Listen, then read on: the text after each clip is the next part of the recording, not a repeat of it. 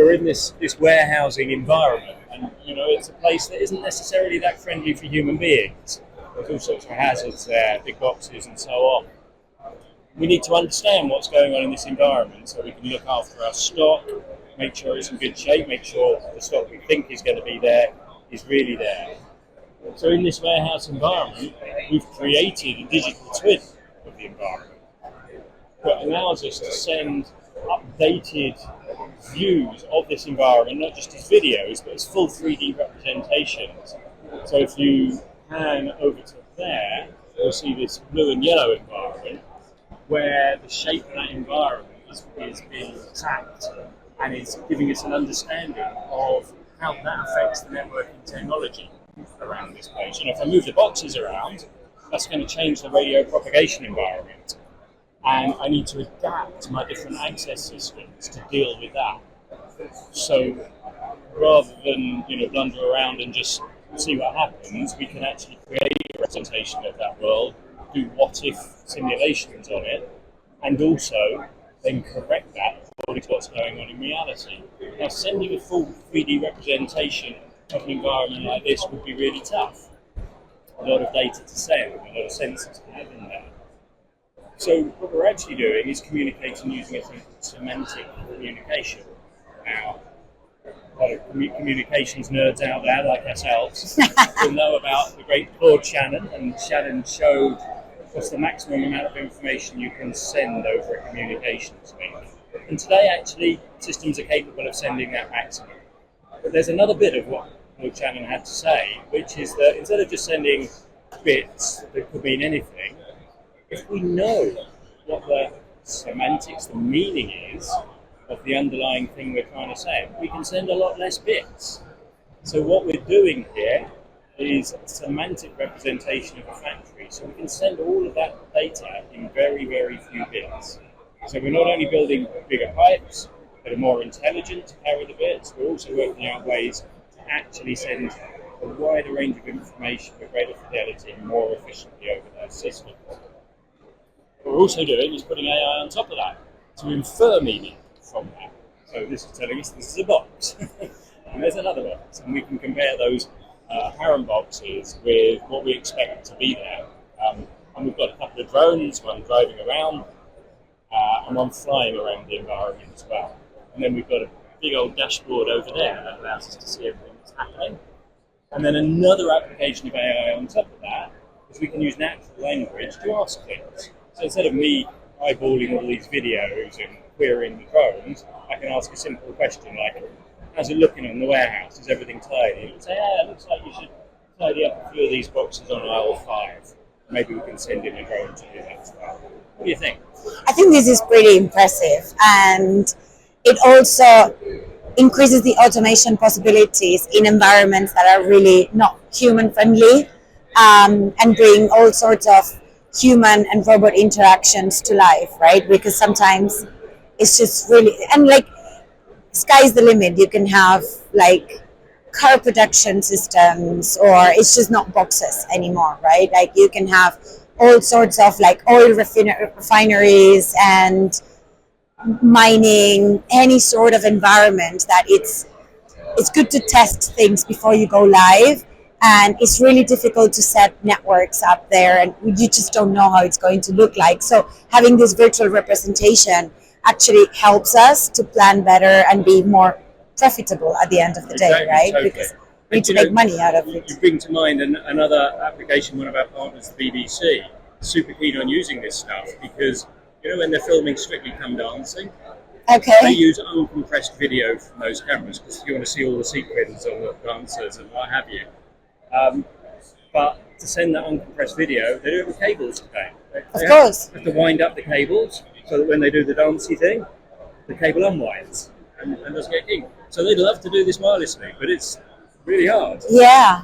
So this would allow them to understand the moves in that environment and deliver really high quality wireless, like we've just seen delivering your avatar. So that sort of broadcast environment. So what we are saying is that we actually need 6G for something. We need 6G for dancing. We need 6G for dancing. Well, I mean, the dancers will need 6G. That's great. I'm very happy about that. There you go. So that's our second demo. I think we've got another one to look. We have one more, and it's also based on the same architecture, very different use case. I would say a lot less tech and a lot more excitement in terms of fan enhancing. So here we're showing a stadium, a miniature stadium. So this is a replica of a stadium in the UK where we are actually deploying a private 5G network in a box, and we have nearly integrated a whole lot of applications that are really exciting for the end user and really provide a way to find money out of this 5G private network. So why the hell should I invest on these type of networks in stadiums? Well, because people are going to have more fun when they come to your stadium. So particularly in this demo, we have integrated a whole lot of edge cloud applications that are running in the edge cloud over there. The phones here are connected to a 5G private network using that Nokia radio, and the edge cloud has applications like the streamer multi-angle view cameras. So we have cameras all around the pitch, and then the user the fan with this app, they can access live streams of what's going on in the pitch from wherever they are sitting. So imagine you're this guy over there sat at the top. Well, you can have a much better view of what's going on in the pitch or even the goals, and get a very accurate view of what's going on from your favorite team. But not only that, we've actually integrated with Alex's Madevo AI assistant. So Alex, do you mind explaining us a little bit about what you do and how you've managed to create some sort of intelligent insights in this network? Sure. So Madevo AI is a startup that has the technology to create quickly and efficiently AI agents that are customized for the customer needs. So in this particular project, what we did is we managed to get a lot of data about the teams of League Two in England, UK, and about the players. And what we are doing is we're collaborating with Weaver Labs to get from the network information about the games in real time. And by combining those data sets, we are providing access to the Madevo platform, which is essentially a generative AI platform that gives updates in real time, utilizing the API that we have developed. And this is essentially enabling the AI agent within this project and within this application. How does that look like in the app? So basically, the users of the fans of the stadium will get access to the application, and then they will have a chat interface where they can actually ask questions about the performance of players, of the teams.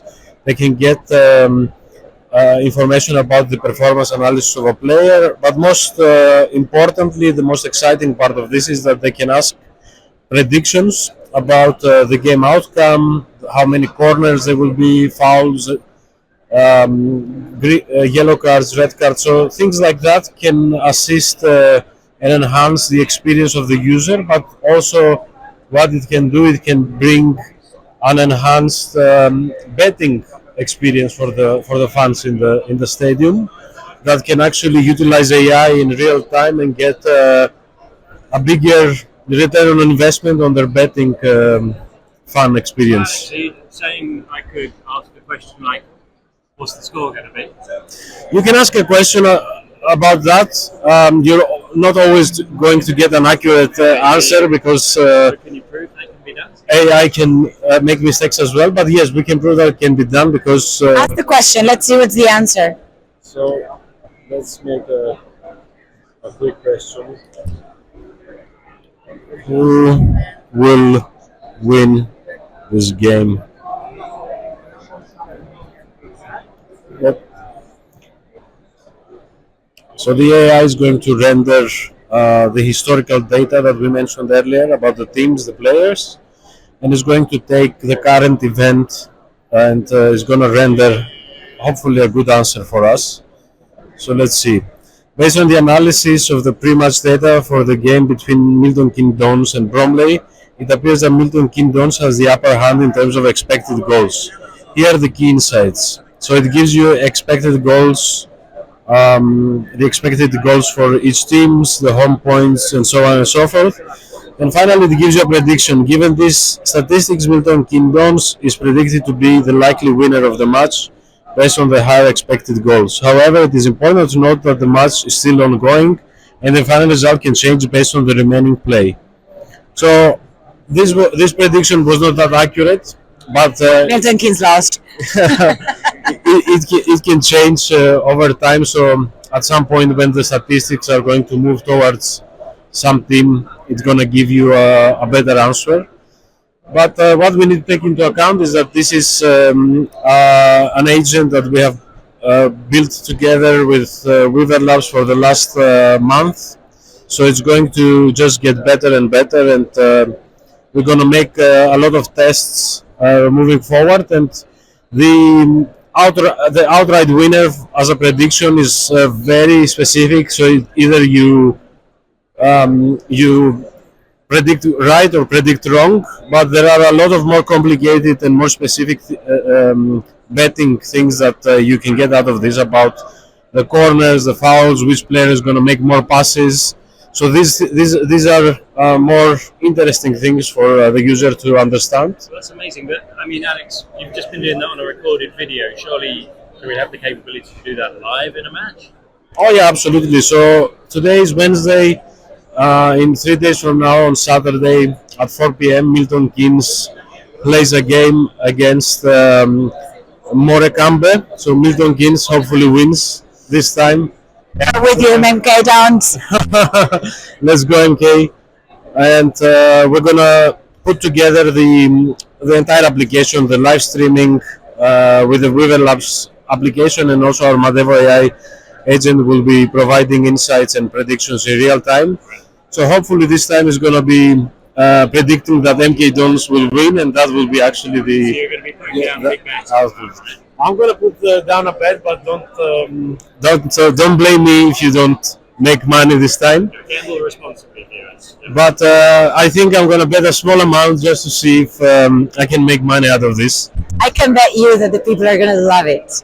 That's for sure. That's for sure. Well, thank you, Alex. The final thing I want to say is that there is a lot of betting going on, and it's currently based on the user analyzing a lot of data manually. So there is a lot of data about football teams and players and predictions and statistics that are whoever bets, they need to know, they need to do a lot of analysis and their own study.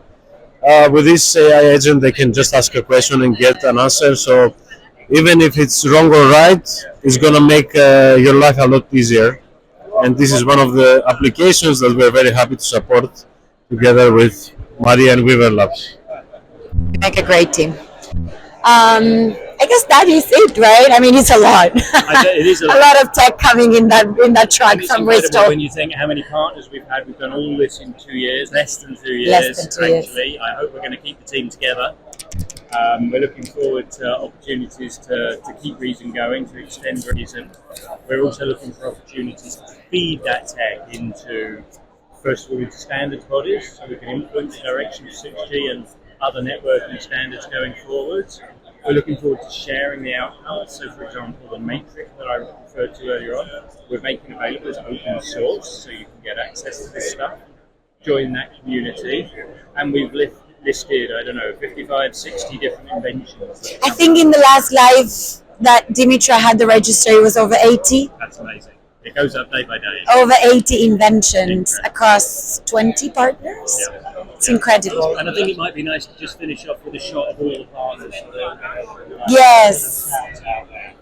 But it's been great sharing information about Reason and all of the work we're doing on this across industry and academia in the UK. And thanks, of course, to our sponsors, the UK Department for Science, Innovation and Technology. And Innovate UK for giving us the possibility of bringing this to the stadium. Absolutely. And thank you, Simon, Thank you, Maria. for It's super fun. joining us and hosting us in the stand. Thanks, everybody, for watching.